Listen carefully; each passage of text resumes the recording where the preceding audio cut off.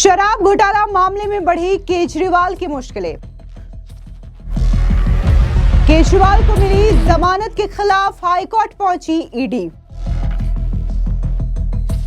क्या वापस जेल जाएंगे अरविंद केजरीवाल? जमानत हो सकती है खारिज।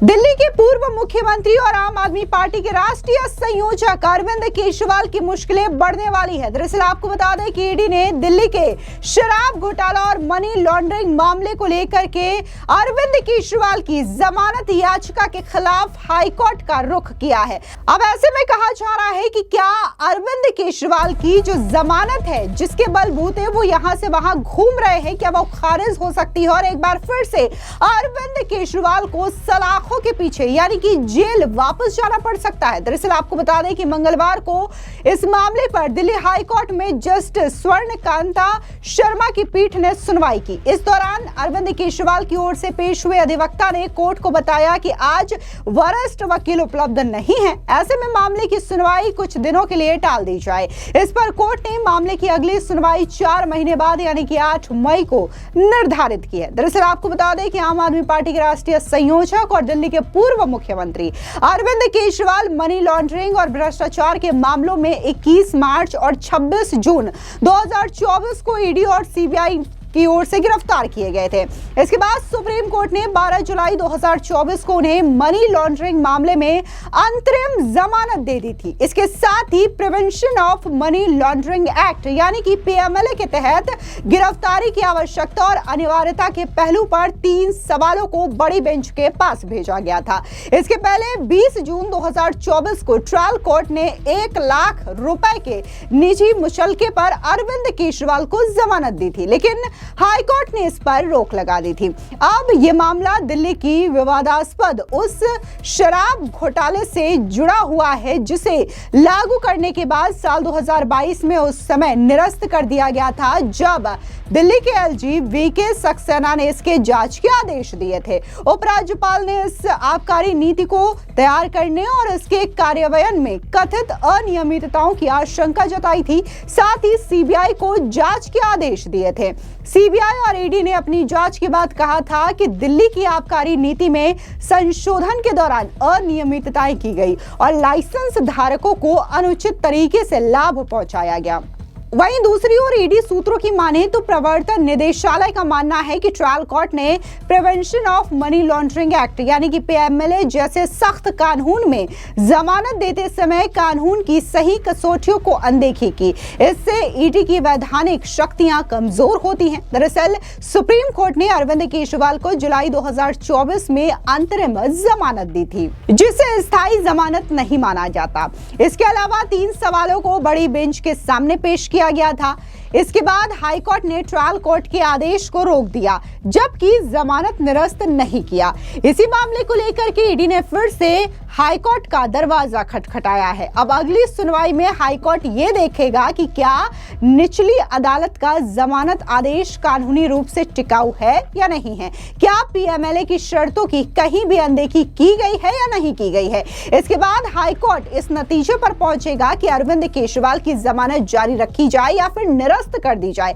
बहरहाल जो भी हो, अब 8 मई को सुनवाई के बाद ही इस मामले की हकीकत सामने आएगी और देखना दिलचस्प होगा कि शराब घोटाला मामले को लेकर के क्या अरविंद केजरीवाल की जमानत याचिका खारिज होगी और एक बार फिर से वो सलाखों के पीछे जाएंगे या फिर इस मामले को लेकर के क्या सुनवाई होती है वो 8 मई को ही देखने को मिलेगा। लेकिन इन सब के बीच में दिल्ली में आम आदमी पार्टी और बीजेपी के बीच जबरदस्त टकराव देखने को मिल रहा है। आपको बता दें कि दिल्ली के मंत्री परवेश वर्मा ने आम आदमी पार्टी पर जोरदार तरीके से वार किया। उन्होंने कहा कि पिछले 11 वर्षों में अरविंद केजरीवाल की आम आदमी पार्टी ने दिल्ली के बेहतरी के लिए कोई भी काम नहीं किया। सुनिए क्या कुछ दिल्ली के मंत्री परवेश वर्मा ने कहा।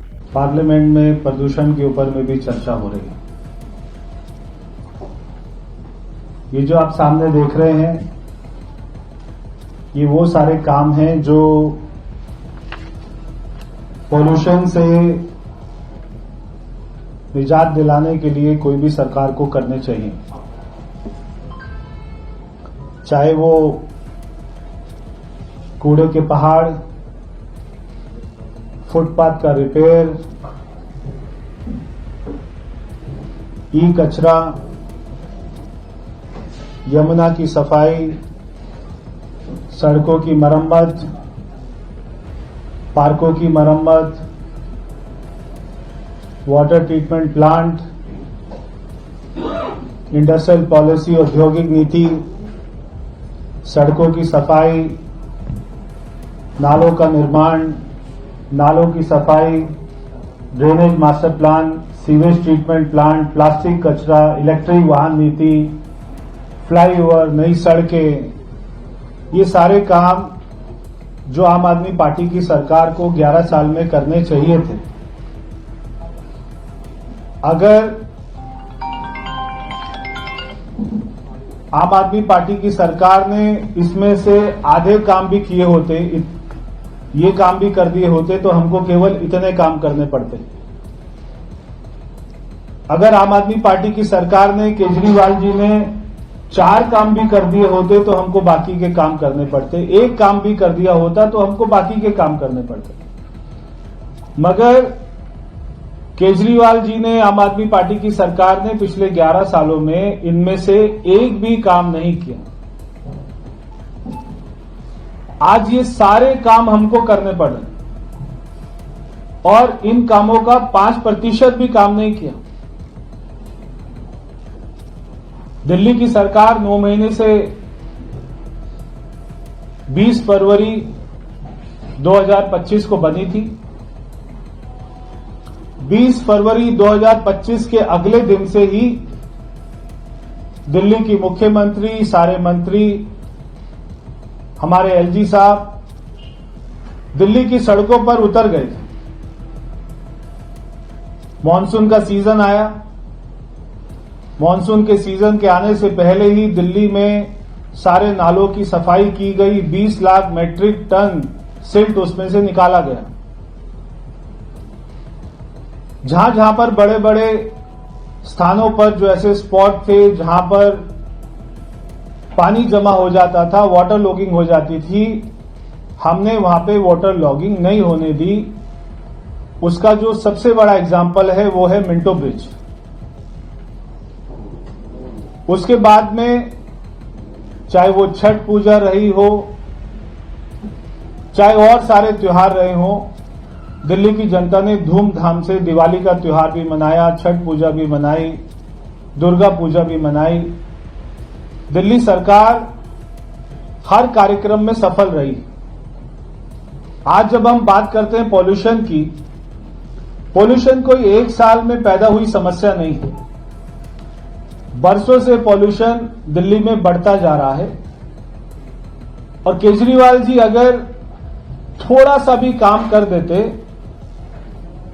तो हमको बाकी का बचा हुआ काम करना पड़ता। मगर दुर्भाग्य ये रहा कि केजरीवाल जी ने केवल दिल्ली की जनता को गुमराह किया, धोखा दिया और ये जो सारे काम करने थे, ये जो सारे कामों का पहाड़ बन गया, ये सारे काम हमको करने पड़ रहे हैं। दरअसल आपको बता दें कि दिल्ली में शराब घोटाला मामले को लेकर के कहीं ना कहीं अरविंद केजरीवाल की 11 साल पुरानी सत्ता गई है और विधानसभा चुनावों में बीजेपी को शानदार जीत हासिल हुई है। आपको बता दें कि जहां शराब घोटाला मामले को लेकर के अरविंद केजरीवाल सलाखों के पीछे गए, हालांकि वो जमानत पर इस वक्त बाहर हैं, तो वहीं दूसरी ओर मनीष सिसोदिया, संजय सिंह, इनकी भी गिरफ्तारी शराब घोटाला मामले में हुई। इसके अलावा आम आदमी पार्टी के कई नेता भी सलाखों के पीछे जा चुके हैं, जिसमें से हवाला केस में सत्येंद्र जैन का भी नाम शामिल है, जिसने आम आदमी पार्टी की जो इमेज है वो जनता के सामने